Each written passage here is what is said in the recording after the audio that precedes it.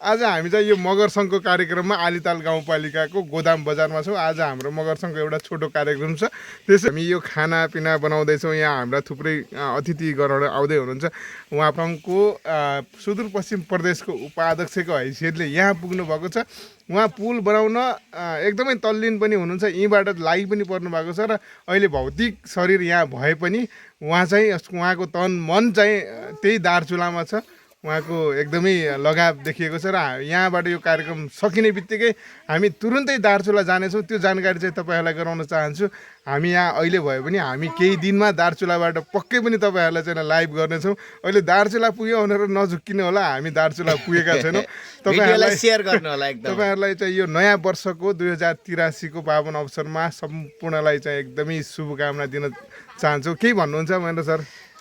सम्पूर्ण दर्शकबिन फेरि पनि श्रम अभिवादन। 2083 साल वैशाख 1 गते आज यो विशेष दिन हो। यो पावन अवसरमा सम्पूर्ण देश तथा विदेशमा बस्नुहुने सम्पूर्ण नेपाली महानुभाव हाम्रा सम्पूर्ण इष्टमित्रहरूको सुस्वास्थ्य, दीर्घायु एवं उत्तर प्रगतिको हार्दिक मङ्गलमय शुभकामना दिन चाहन्छु। र श्रम संस्कृतिको जुन महाअभियान छ प्रगतिशील झोलुङ्गे पुल बनाउने यो महाअभियानमा जान चाहनुहुन्छ, जान आउन फ्री है, खान बस्न फ्री।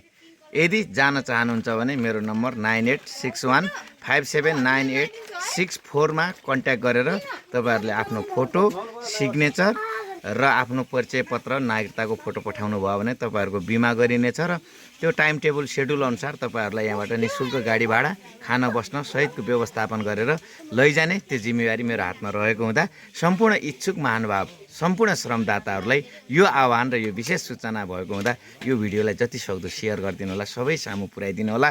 यति भन्दै जय श्रमदान, जय। हवस् त, नयाँ वर्षको शुभकामना। By by. ल हस्, थ्याङ्क यू।